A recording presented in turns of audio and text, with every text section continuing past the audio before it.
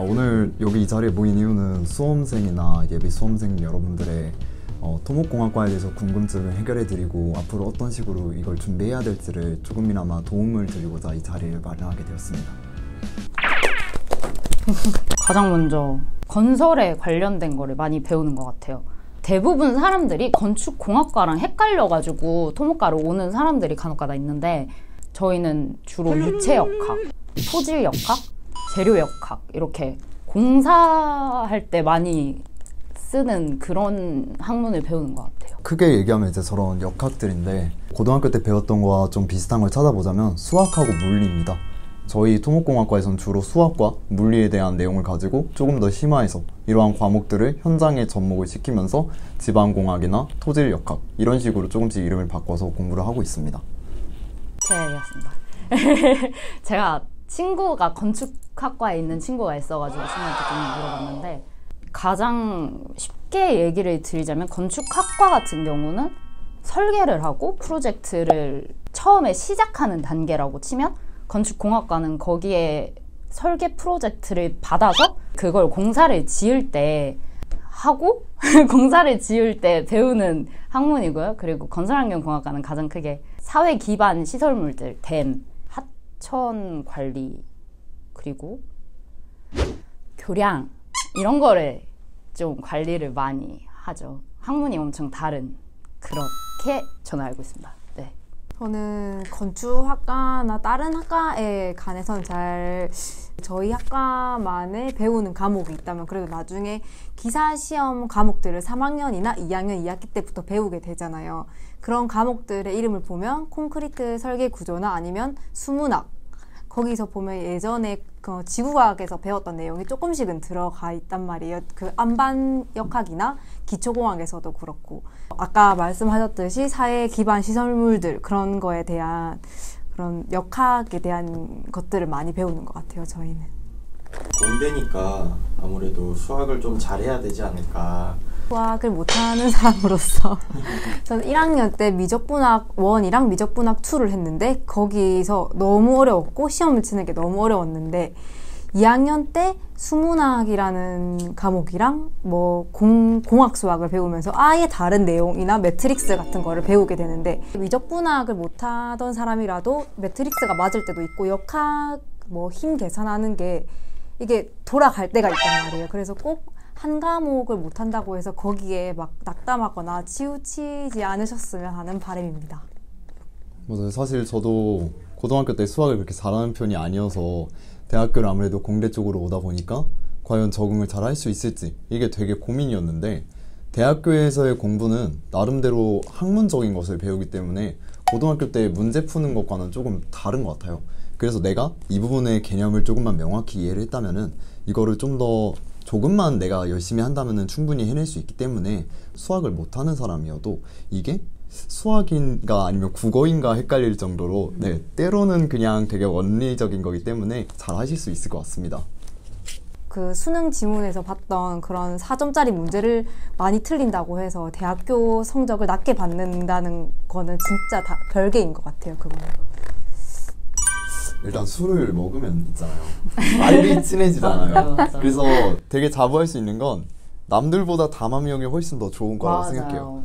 그래서 친구들끼리 이제 동기들끼리 좀 더 친하고 쉽게 뭉치기도 좋고, 그래서 술 같은 경우는 너무 또 걱정하시지도 안 하도 되는 게, 술을 많이 자주 먹을 뿐이지 많이 먹는 사람, 적게 먹는 사람 가리지 않아요.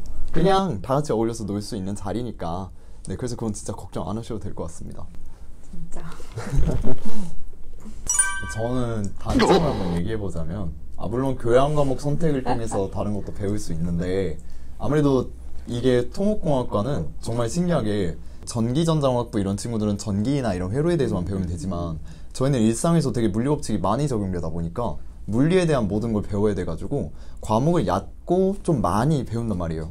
그러다 보니까 이 수업들만 들어도 이제 졸업할 때까지의 그 학점이 다 채워지다 보니까 다른 교양들을 많이 못 듣는 이러한 좀 단점이 있긴 해요. 전공 수업만 많이 들어도 충분히 빡세가지고 그렇게 합니다. 4학년쯤 올라가면은 교양으로 채우거나 아니면 재수강할 과목을 있을 수 있는데 한 3학년 1학기 때까지는 기본 3학점짜리 한 5-6개는 무조건 채워야 되는 것 같아요. 맞아요. 뭐 저 같은 경우는 일단 단점이죠. 앞에서 장점이 말씀, 없네요. 단점이 좀.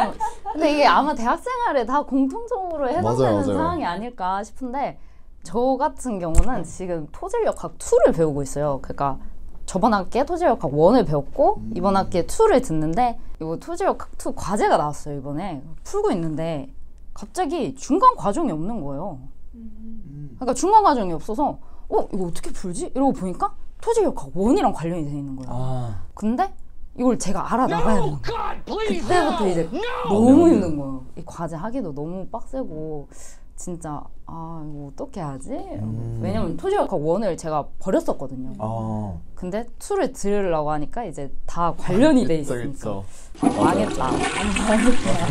그래서 결국 1 막 꺼내가지고 보고 선행 과목이 진짜 중요할 때가 있는 것 같아요. 맞죠. 같은 교수님인 경우는 한 1년에 그냥 한 권, 두꺼운 책 한 권으로 하시는 네, 교수님들도 계시니까. 맞아요. 취업이 조금 잘 되는 편 아닌가요? 맞죠. 그쵸? 네. 취업이 좀 토목은 어디 가든 되게 필요로 하니까요. 맞아요. 맞죠. 그리고 약간 뭐 기업에서는 부서로 빠지면 되는 것도 있고 부서도 안전이 있을 수 있고 설계가 있을 수 있고 맞아요. 그렇게 있을 수 있으니까 맞아요. 선택은 할 수 있는 선택의 폭은 조금 넓은 것 같아요. 그렇죠.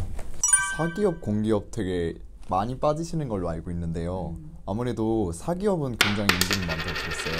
근데 사기업으로 가게 되면은 워라밸이 진짜 망한다고 많이 말씀하시더라고요. 맞아요. 네, 그래서 본인이 현장에서 근무를 하면서 야근이나 이런 것들을 하고 아까 말씀드린 뭔가 이 돈독한 관계, 엄청 친해지는 거에 자기가 자신이 있고 그래야지 인생 사는 거 같고 즐겁다. 이러면 현장에서 같이 일을 하셔도 되거든요. 근데 그렇지 않고 나는 어느 정도 정해진 시간까지만 일을 하고 그리고 나머지 다른 일을 하고 싶다. 이런 워라밸을 좀 찾고 싶다. 네, 이러면 공격을 가는 게 맞아요. 근데 이게 아까 말씀드린 이 토목공학과의 단점이 또 들어갈 수도 있는데 저희는 공기업을 가도 야근이 있다고 했습니다. 이건 그렇기 너무 때문에 공기업, 사기업을 가는 게 이제는 이 사기업을 가서 월급을 통해서 금융치료를 받는 것도 나쁘지 않을까, 나쁘지 않을까. 네, 그렇게, 네, 맞아요. 맞아요. 그래서 공기업 가도 어차피 야근하는 거 똑같으니까 그것도 괜찮은 방법이라고 생각하긴 합니다. 뭐였지? 취업에 대해서 어떻게 생각해요? 맞아요. 하고 싶지 않습니다. 저는 3학년 1학기 학예방학 때 인턴을 갔다 왔는데 인턴을 다녀왔는데 그때 이제 그 설계 안전부에 그냥 그 부장님들 옆에서 그냥 시키시는 일하고 뭐 표 만들고 뭐 이런 걸 했는데 일단은 항상 야근을 하시는 거는 진짜 있더라고요. 그렇게 하고 약간 사람이 진짜 중요한 것 같아요. 자기가 사람에 대해서 어떻게 생각을 하는지가 만나냐. 진짜 이게 과가 아무리 잘 맞아도 자기가 거기 가서 난 진짜 사람이랑 안 맞다 이렇게 하면은 연구 쪽으로 가셔야 되는 것 같고 맞죠. 또 요새 학생들이 학부 연구생이라고 해서 교수님들 밑에서 같이 연구를 하는 그런 뭐 프로젝트 학회 같은 게 많잖아요. 그런 것도 한 번씩 해보고 뭐 동아리 같은 걸로 해서 현장을 많이 다녀보면서 자기한테 어떤 게 맞는지를 좀 찾는 게 조금 중요한 것 같아요. 맞아요. 방금 말씀해주신 이제 사람이 되게 중요하다 했잖아요. 그러니까 대인관계에 있어서 힘들면 어떻게 보면 이제 저희 과에서는 조금 어려울 수도 있기 때문에 이러한 대인관계가 본인에게 잘 맞는지 확인해보는 건 말씀해주신 것처럼 학회에 들어가는 것도 되게 좋은 방법이라고 생각합니다. 저는 요즘에 스마트 건설에 대해서 되게 많이 들었거든요. 그러니까 모든 이제 건설 현장에 있어서 통제가 필요할 거 아니에요. 그쵸. 이제 곧 이게 안전으로도 연결이 될 수도 있고 업무의 효율성으로도 연결이 될 수 있고 그래서 그러한 스마트 건설과 관련해서 좀 많이 알아보시면 좋을 것 같고 또 한 가지 더 말씀을 드리면 안전에 대해서 아무래도 관심이 많다 보니까 이 안전 검사를 할 수 있는 방법들이 여러 가지가 있다고 해요. 레이저를 가지고 하는 방법도 있고 그러니까 현장에 다리가 엄청나게 큰데 이거를 표본 조사를 해버리면 이쪽은 멀쩡한데 이쪽은 멀쩡하지 않았을 때 제가 이쪽을 검사를 해보면 다리 전체가 멀쩡하다고 나오잖아요.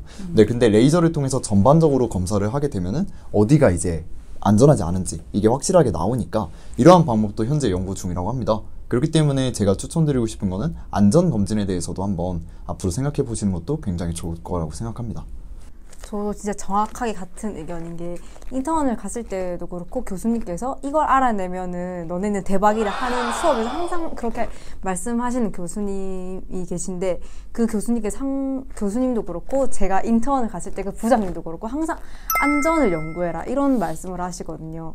그래서 약간 거기가 설계부였는데도 안전이 진짜 나중에는 더 잘 된다 이런 말씀도 하셨고 3학년 1학기 때 제가 수문학에서 이렇게 뭐 주제를 정해서 프로젝트 발표를 하는 게 있었는데 저희가 그 오염 물질에 대한 안전을 그런 검사하는 그런 프로젝트를 했는데 교수님께서 엄청 좋은 반응을 보여주셨단 말이에요. 그래서 안전이나 그 미래에 어떻게 대처를 하는지에 대한 그런 생각이 좀 중요한 것 같아요. 저 같은 경우는 안전 외에도 이제 친환경 되게 대두되고 있잖아요. 맞아요. 이제 막 친환경 소재, 막 친환경 콘크리트 이런 식으로 되게 연구도 많이 하고 있고 그래서 저는 안전도 그렇고 친환경도 이제 많이 대두가 되고 있지 맞아요. 않을까. 그래서 친환경 말씀해 주니까 방금 생각이 나는데 건축 폐기물이 굉장히 많다고 들었어요. 맞아요. 네, 그쵸? 맞아요. 네, 그래서 이 건축 폐기물을 현장에서 재활용만 해도 환경에도 도움이 되고 그리고 이제 비용 절감도 되니까 맞아요. 네, 이 건축 폐기물을 과연 어떻게 하면은 재활용할 수 있을지 이걸 연구하는 것도 굉장히 좋은 거라고 생각합니다.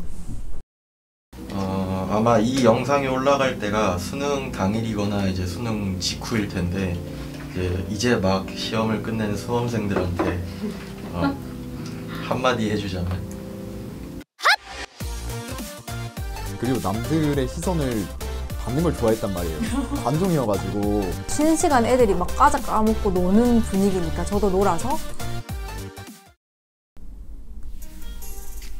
저는 사실 수능을 친 날 너무 많이 울어서 그 기억이 별로 안 좋긴 한데 그래서 그런데도 여기 와서 하고 싶은 말은 진짜 수능이 다가 아니다라는 거를 말씀드리고 싶고 정말 잘하신 거고 수고하셨다고 말씀드리고 싶어요. 저도 수능을 끝까지 준비를 했었지만 그럼에도 불구하고 학종도 끝까지 준비를 하면서 모든 걸 놓치지 않으려고 노력했던 것 같아요.